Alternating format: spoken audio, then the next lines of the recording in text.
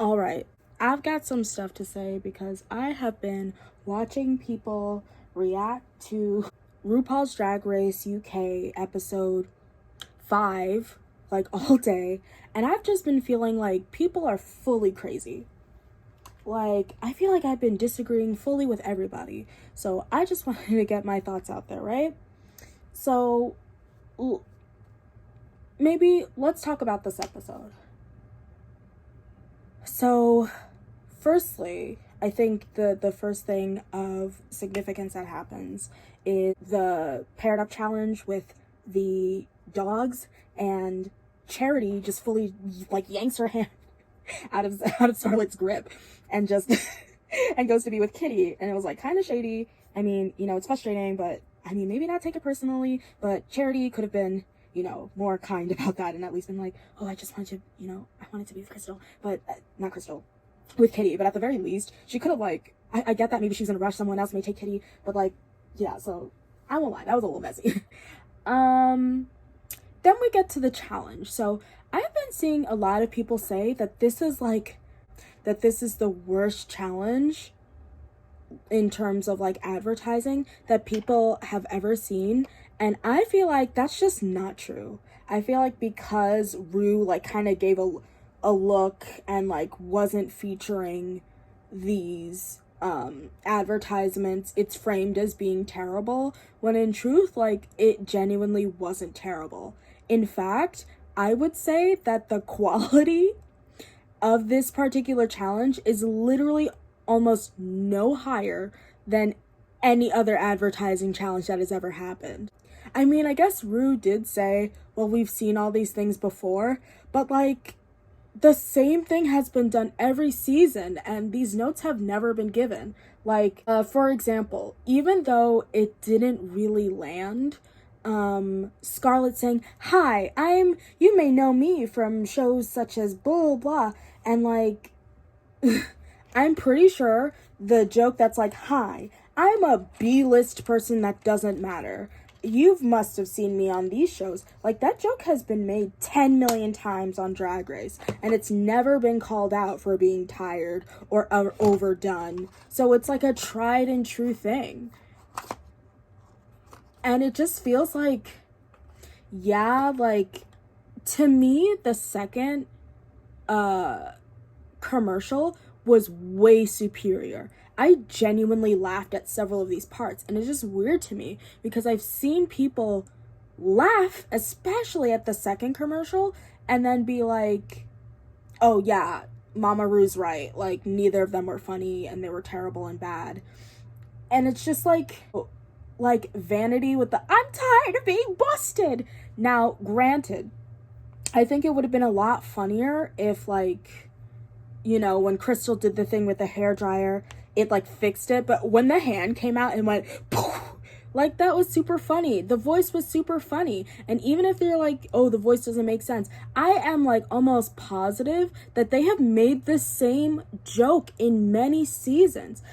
I don't think I'm crazy. There's been a joke where like a drag queen is pretty but has a super deep voice, or like I'm positive that this like deep raspy voice has been used as a punchline more than once. So I don't understand why in this sort of case it's suddenly being treated like it's just so terrible. Like fully, usually there's like one person who like stands out. I just feel like commercials on the commercial challenge on like RuPaul's Drag Race, they're not usually that spectacular. They're like kind of funny, or there's like one skit that's particularly funny, but it's never like, they're never treated like this. Now, it was kind of refreshing that there was like no winner, because there's sometimes when I think there should be no winner, but it's also weird to me that they're like, oh, these were terrible, there's no winner, but they were like, River, your outfit is incredible, and also you did an incredible job.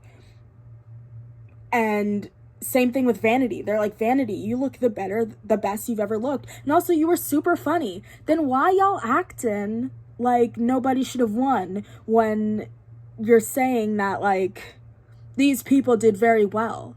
You could just reprimand everyone and say you're all in the bottom, but if you say that you guys in theory, if someone does well in the challenge, like, and does well on the runway, shouldn't they win? Make it make sense. I don't know if it's because they were planning on giving an entire team all the badges, and now that, like, neither entire team was, like, to their liking, they can't do that. They were just like, oh, well, we're just gonna not give out the badges rather than just giving one girl a win and looking at them individually.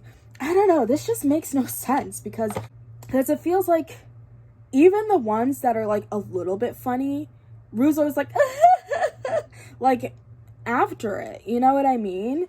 I don't know. It feels like out of nowhere.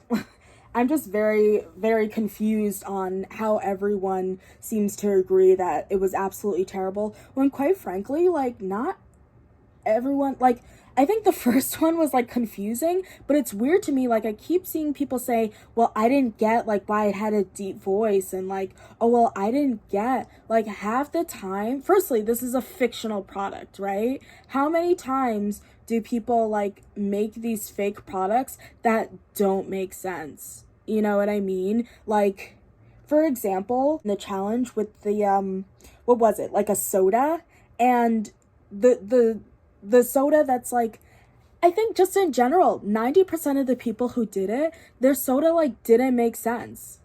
You know what I mean? When it's like, oh, the soda is supposed to, like, make you beautiful and give you friends. Does that make any sense? No. But it's a joke. That's the point. So when you're saying, like, oh, well, this isn't making sense, like, what are you saying, Mary? It doesn't, like, some things, yeah, it's, like, confusing, like, Drag Lexa having, like, different, I don't know. It just, like, some things don't click, and I'm not understanding what the connection is. But for you to be like, oh, why does Drag Lexa sound like that? Like, I don't know.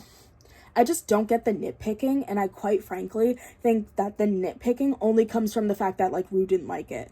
And then, maybe I should get to this later, but, like, Scarlett saying, oh, well, I had this joke about Joan Crawford that's like, no more wire hangers ever. Like, I get that joke. It's not funny. I'm not mad at Scarlett, but it kind of makes me mad. I mean, I guess it's Rue's show, but she's, like, the final authority on what's funny. Especially when in the ethos of, like, people talking, I think we can all agree that, like, Rue is stunning and, like, is that bitch, but Rue is also rather old. So, like, and people have brought this up when we talk about Snatch Games, when someone does someone who's current, like, it's extremely hard for them to get good marks because Rue won't know who they are because Rue's a little old. So these people who do, like, old references, like Jinx Monsoon and, like, Ben de la Creme, and who did, was it Mae West? Alaska, get high marks because Rue knows the jokes and these jokes cater to her. But, like, they also did very well, but people who do very well and do, like, young references don't get high marks ever because Rue doesn't find it funny because Rue doesn't know who these people are. So, like, that it just, like, irks me because that Joan Crawford joke is not funny. It's just a reference. It's an unfunny reference that says, hey, I know this thing that you like. It's like those people who constantly keep doing runways that are Wizard of Oz themed because they're like, hey, I'm going to be in the top because Rue loves the Wizard of Oz. At what point do people get penalized for just, like, literally opening a phone book full of stuff that, like, Rue likes and playing to it? They don't have to be funny. They don't have to be talented. It doesn't have to be good. They just get a free pass, free check mark. Yeah, totally. You are funny, Scarlett, because you referenced a thing that I know. Like, it sounds like I'm going in on Scarlett. I have no problem with Scarlett personally. It just feels like, oh yeah, well, I had this joke that was for you, Rue. Sure, the joke wasn't funny, but, like, and Rue's like, yeah, that is funny. And I'm like, how is it, why is just that reference funny, but, you know, this hand coming out and, like, beating the face with this big powder puff, how is that not funny. You know what I mean? Like, I mean, who can really explain humor? But I just don't get how, like, I don't know, Scarlett seemingly gets this pass of being funny for making a reference that has no joke in it. You know what I mean? Let's talk about the runways, because I also seem to have some thoughts about the runways, starting with Ella Vidae. Oh, I see. So when Ella first came out, I didn't think she looked, I didn't think she looked cheap, but when it's, I think the theme is ex panty hanny, right? Like, you're supposed to look expensive. And I was like, okay, she looks like, maybe a rich older woman. I was like, oh, she's gorgeous though. But I see the whole thing is stoned. It's just not showing up really on the stage, based on what the stones are. But, like, I think when she turned around, that really got me. I was like, oh, mama. Oh, she did it, So I think she looked really good. Expensive. I think she looked expensive, but not, like, expanny handy, you feel me? Like, she's not giving me the fantasy. But she looked good. I think she did the assignment. Scarlet Harlot. I agree with Michelle. I'm really sad that she threw away that cane, because she was given she was given the fantasy with the cane, so she threw it away. And it's funny, as she threw it away, I was like, no, like, don't throw it away. She, to me, I'll say it now, she looked the most expensive, in my opinion. She had the fur, she was just giving off the vibes of expense. I think she met the category the best out of all these girls. I'll say it now. This is a minor nitpick, but I kind of felt a type of way that Michelle was, like, talking about Primark, and they were all talking about, like, cheap things. That was, like, bothersome to me, because to me, Scarlett literally looks like an executive, like, not even, she doesn't even look like, oh, I own this company. She is, like, the woman who has the son who's running the company, because she's already part of the empire. She doesn't have to run the company. The children already have it. She's just rich, mama. Like, that's what she's giving. She doesn't have to work a day in her life. That's how rich she is. You feel me? So when they were all talking about Primark and all this, I was like, mama, maybe I'm wrong, because I'm not British. Obviously, you can tell. But it just kind of felt like they're making cheap jokes. And even though Scarlett said she didn't pay much for it, she looked expensive. So I was just, like, feeling a type of way that they were kind of, like, talking about her being cheap. Because I was like, she looks expensive. Like, why are you saying this? Next, Kitty Scott Claus. So Kitty came out and I was in awe. Kitty has looked really good consistently, if you ask me, in this competition, but she looked radiant. The gold against her skin and her body was everything. She was snatched, corseted. Her body looked fantastic. The gold looked great on her. I loved her hair. Her makeup was great. However, when they were talking about coins, I actually didn't realize that they were coins until I, like, looked closely after they started mentioning coins. And when I look closer and see it, the coins are kind of giving, plastic coinage from the store type of tease. And I think that, like, having these, like, coins, especially, maybe it's because I'm not from the UK and their coinage is different, but as someone from America, most of our coins, except for dollar coins, in all fairness, these are gold, which dollar coins are, but most of our coins are less than that of $1. So having coins on your personage actually reads more cheap than it does expensive.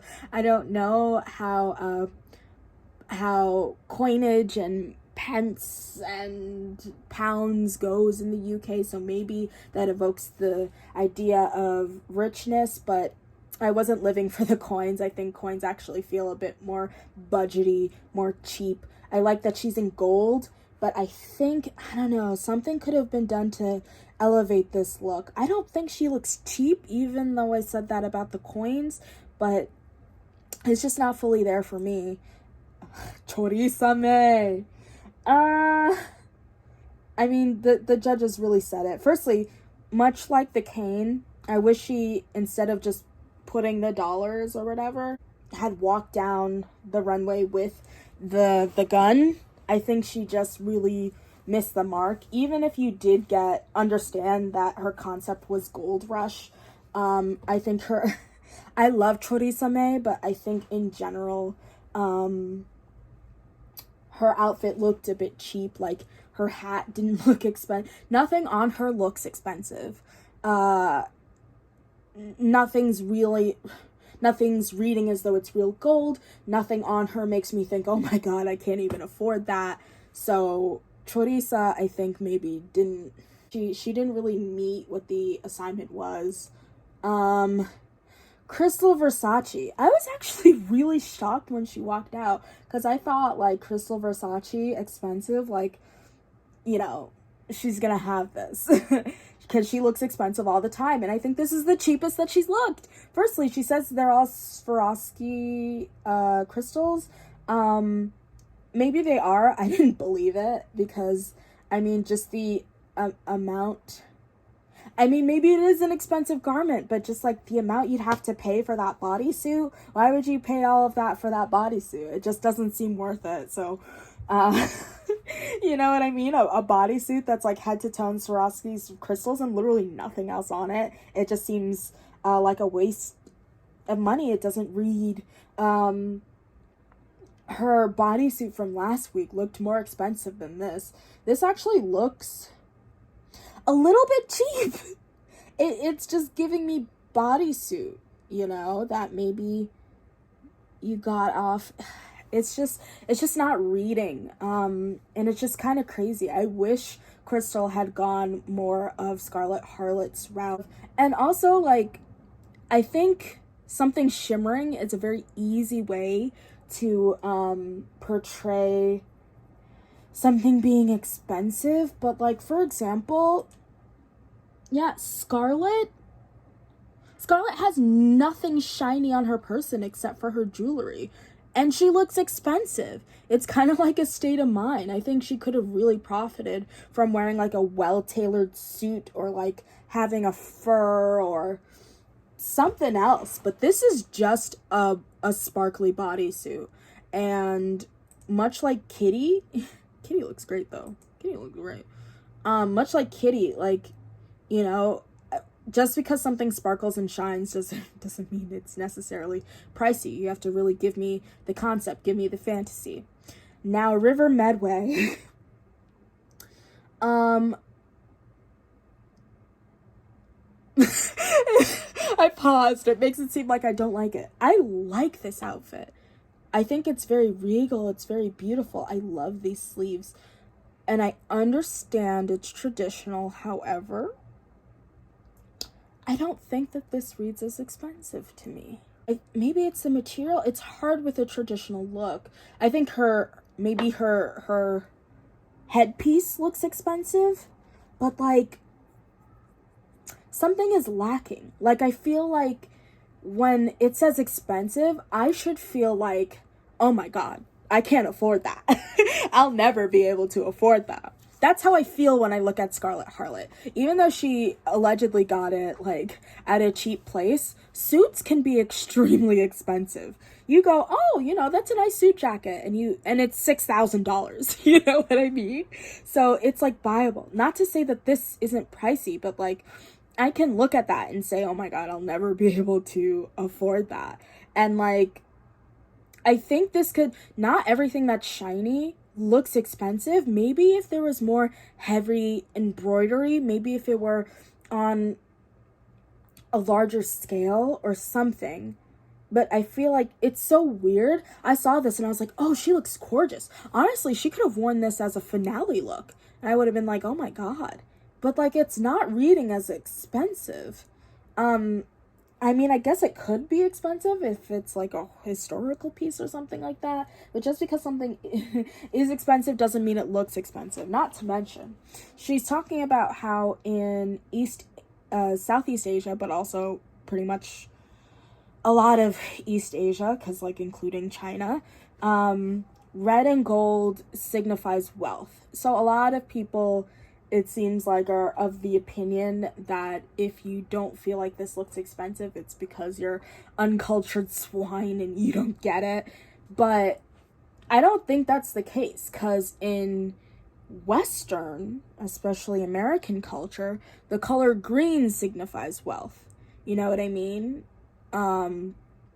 Green, maybe gold, is what evokes the idea of like money, right? But just because you're wearing something green, and that may culturally evoke the idea of wealth, doesn't mean that you look expensive, if that makes sense. I don't know. It just feels like this fits a different category. It's weird because traditional wear, in my opinion, can 1000% look expensive, but I think there's an intricacy that comes with it that makes you go, oh my god. I was watching a sibling watchery, and like Bob brought up that like Kamora Hall, that dragon look she was wearing, I'm like about to cry because it looked so expensive. It looked like I had to pay to look at it, mama. Like, expensive is when I can look at something and go, it doesn't matter how long I save, I'm never gonna afford that. I can never pay for that. You know what I mean? And I just feel like there's so many, there's so many people who wear traditional outfits that like really look expensive, and this doesn't look cheap, but it doesn't look expensive. Does that make sense? We're moving on. I'm done. Charity case. Okay. Here comes a rant. I have a problem. See, I don't know why Michelle, I love Michelle, but I don't know why she bothered to preface her critiquing Charity by saying, listen, I'm not trying to change you. Because, like, I trust Michelle is trying to do the best for these queens, but you are trying to change her. Anytime there's a queen that does anything alternative, you always ask them to do glam. Always. They can't be weird. They can't be creepy. Can't you give us glam sometimes? Not really fair. It's not fair. You don't ask glam queens to be creepy, because you're saying it's getting predictable. Is Crystal Versace not predictable? Does she not have the same exact mug and aesthetic literally every single time? But y'all live for her, do you not? You live for her because she's glamorous and she's fantastic. She's never spooky ooky, and that's fine. She's glam and you love it. But Charity case has to switch how she's doing. Not only is that messed up because, like, you're saying, yeah, we accept you for you, but you don't because you're asking her to change. Any queen that has weird makeup, you don't love them for them because you always ask them to change. God forbid they do something twice. That's why Got Mick did her white face, like, twice the entire season, even though it's her trademark, because she knew you'd get mad at her. And when she had, like, skin tone, you guys weren't like, maybe you should, like, mix it up. Give us more white face. No, because you're like, that's regular and that's what we want. So when she did it, like, twice or, like, 3 times over the course of, like, 15 episodes, you were fine with it. Because whenever someone does something weird, you don't want them to do it often. Aside from that, Charity case was not creepy the entire time. What do you mean? Oh, like, we've seen this. This gets me so heated. Because Charity, like, see, the thing why this was not an issue with Gottmik is because Gottmik rarely did her trademark. Like, rarely.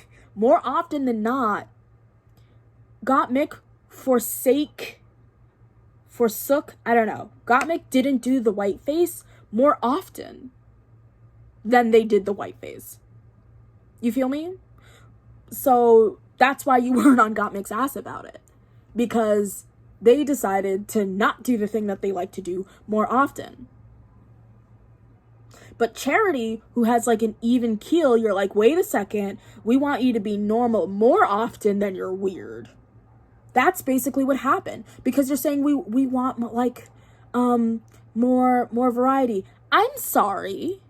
Literally the same very episode when Charity was in the skit, Charity, albeit it wasn't like the full glam like thing, but Charity wasn't creepy. Charity did regular makeup.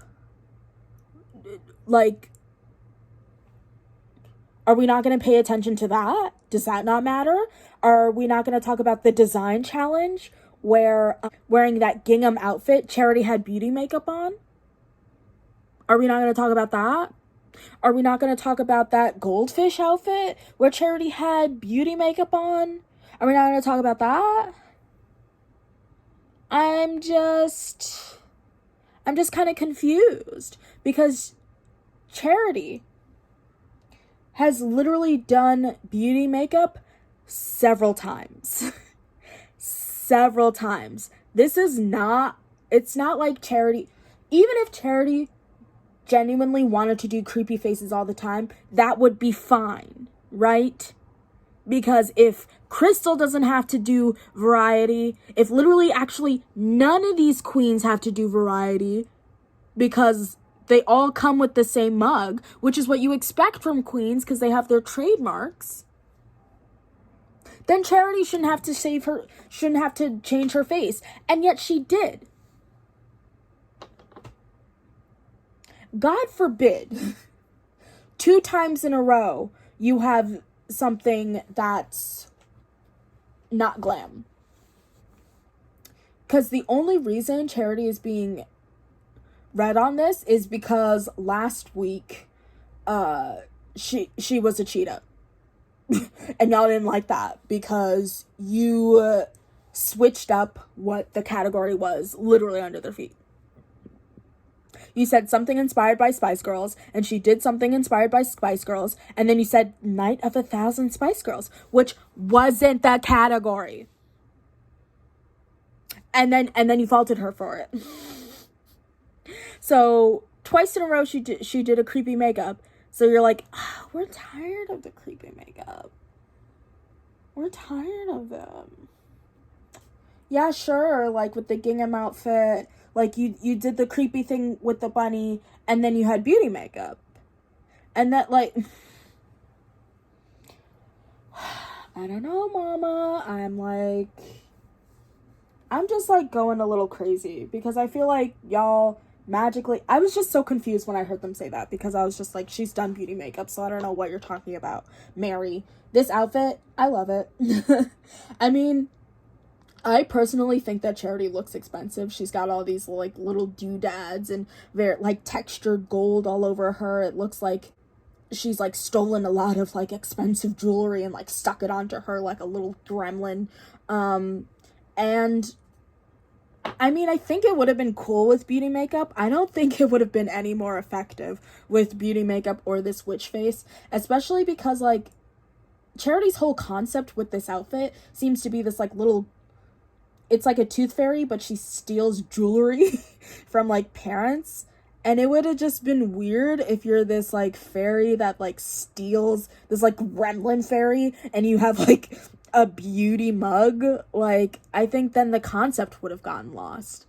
And I know that they would have said something. She probably would have had the fingers too. So she would have had these fingers and like her legs out, and it just would have been like, you know, this really, and then she would have had like a beautiful mug. Like, and honestly, like, cause the wings are kind of tattered and a little like ragged, it would have, cause with the face, it gives you very like gremlin fairy moment. But if it was a beauty mug, then it would have just been like, why are your wings shitty? Because it would have given very fairy, like proper, beautiful, proper fairy. And then it would have been like, why are your wings shit? You know what I mean? The whole look would not have made sense. So she was right to do what she did. I'm moving on. Vanity Milan. Literally, they are correct. Looks the best she's ever looked, which is very impressive because Drag Race is filmed over the course of several days. So she was able to like snatch her face and get her makeup together in days, which is extremely impressive because they have no phones, or at least they're not supposed to have phones, so they can't look up any tutorials. They say get better, and then you have to figure out how to get better on your own. So I think that's very impressive. At first, I wasn't really featuring the hair. I wish it was a bit bigger, a little bit bigger, but you know, she looks cute. However, can I be honest? This doesn't look expensive to me. It doesn't. I hate to say it. This is not giving me expensive. Why? Because the beading reads as plastic to me. I don't know. Because it reminds me, like, Denali also did a chandelier type look, and to me, she looked expensive. I think I have these drop earrings that look exactly like these, like, drop chandelier parts, and they're plastic. They're pretty, but they're plastic, so these just look like a lot of plastic beads that are on a bodysuit, and that doesn't give me, you know, the expensive fantasy. I think what would have been better is if instead of like clear, maybe they're glass, I don't know, instead of clear, what I'm assuming are plastic beads, because maybe they're just reading plastic but they're really glass, I think it would have been a better idea to have like iridescent beading, because I think when it's iridescent, when it catches, you know, the light, it kind of gives this like a luster, and you're like, oh, I think that would have been a good, but I'm feeling a type of way about these three queens that thought expensive bedazzled bodysuit. When you think of someone who's expensive, you think of sparkly bodysuit. Like, yeah, this was just really weird. It felt like so many girls just like missed the mark. But I think top 2 of the week, Scarlet Harlot for sure. Only thing after that there is to talk about is the lip sync. Scarlet did fantastic in the lip sync. I've kind of felt like Charity didn't stand a chance. When you look the way you do, you're gonna have to do something creepy, and I don't think they're gonna feature a creepy lip sync really. But Scarlet put her hands on Charity, which I was surprised when I saw that. I immediately thought drag is not a contact sport, and I was kind of like, ooh girl. And apparently it didn't matter because they didn't do anything about it. But yeah, that was a bit much. I didn't feel super great about that. That kind of made me feel a type of way. That I understand that Scarlet was mad, but putting her hands on another queen, you know, this is on national television. Maybe don't do that if possible. But I get that, yeah, she was mad and probably was like, get away from me or whatever. I think she could have just walked away probably from her. I guess I should talk about how Scarlet was acting backstage. When she got backstage and they're like, Scarlet, how you feeling, babes? Whatever, I don't know. And she was like, I don't want to talk to you. I was like, ooh, but okay. That's fair, right? That's perfectly fair. She's like, I don't want to talk to you. When a bunch of people, I think that people on this franchise period need to be more mature about when people call your name. I've never been in that position. So, you know, this is me talking as someone who doesn't know what it's like for everyone to say that I should go home and I don't deserve to achieve my dream. So, I mean, what can I really say? But I think, you know, Rue is going to cuss you out if you don't say someone. So you have to say someone. And if people say you, then, like, you know, what would you rather them say themselves? Like, if they think that you are the weakest link, then they should say you. Should they not? But I get it. People have feelings about it. Scarlett came in, she said, Mama, I do not want to talk, which is fair. Because if you're going to blow up and if you're going to get mad, you're better off not talking, right? And you have every right to say, I don't want to talk about it. Then it erupted into this big fight and stuff like that. And what I don't get because Scarlett got up, removed herself from the situation. I could see how that can piss off the queens. I can see how Scarlett is entitled to walk away because you know what I mean? If you're not handling a situation, when Candy and Tamisha were fighting, I was like, listen, if you're upset, then walk away. Remove yourself from the situation, because watching y'all yell at each other is pissing me off. Don't come back and yell at each other. There's no need for that. If you're going to be combative, remove yourself from the situation, because yelling helps absolutely no one. Collect yourself. When you feel collected, maybe, come back. Scarlett got up and left. People felt a type of way about it. I understand, because sometimes when someone gets up and leaves, you're like, mama, you can't sit down and have a conversation. Some people can't. So it's fine. It's not a big deal. But Scarlett comes back. And then it comes into this fight, and she's saying, like, I want to defend myself, and etc., etc. It was a lot. I'll say that. It was a lot. Yeah, I just felt like the whole situation, I'll say it, I wasn't a fan of how Scarlett handled it. I think there were certain things she was entitled to, like leaving the room, like saying, I don't feel like talking. But if you don't feel like talking, then just don't talk. Don't then, you know, try to say something. Just kind of keep it to yourself. And I think it's fair for you to say, you know what, guys? You hurt my feelings. And she kind of started saying that, but then she got a bit combative.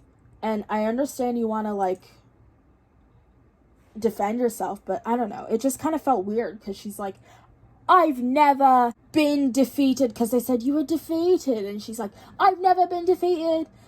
This whole time I've been putting in the work. And, like, for you to say, but that's, maybe she doesn't feel that way, but that's not true. I literally watched her on stage last week, looking down the whole entire time, like, barely able to meet eyes with the judges. Like, I've seen queens absolutely bomb. You know what I mean? But it's one thing for you to be like, oh my god, I feel like I'm going home. I'm so scared. But when you won't even lift your head, that's being defeated, dude. You're basically like, I'm going the fuck home, bro. You can be disappointed with yourself and also lift your head high. But, like, when you're disappointed to the way where, like, you know, you're crying and you can't even meet eyes with the judges, that's being defeated. You know what I mean? Rolling your eyes in the middle of a performance and, like, being barely able to make it through this performance and, like, cursing yourself, that's defeat. She says she's a performer. I, too, am a performer. I perform on stage. But you have to push through. So I was a little like, Mama, what do you mean you've never been defeated? Do you watch the show, Tamar? Like, maybe that's not how you meant to come off, but that's how it came off. Like, you were defeated.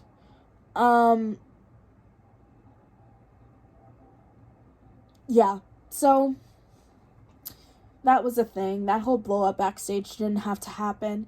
Charity was a little pointed, but I do enjoy that she was like, I'm doing my own thing and that's that, right? Like, I don't know.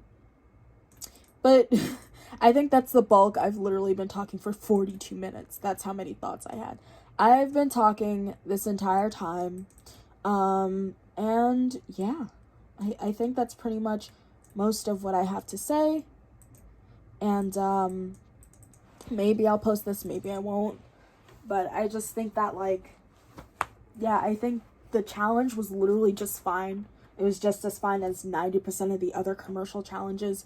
I don't understand why there was a big deal made over this one.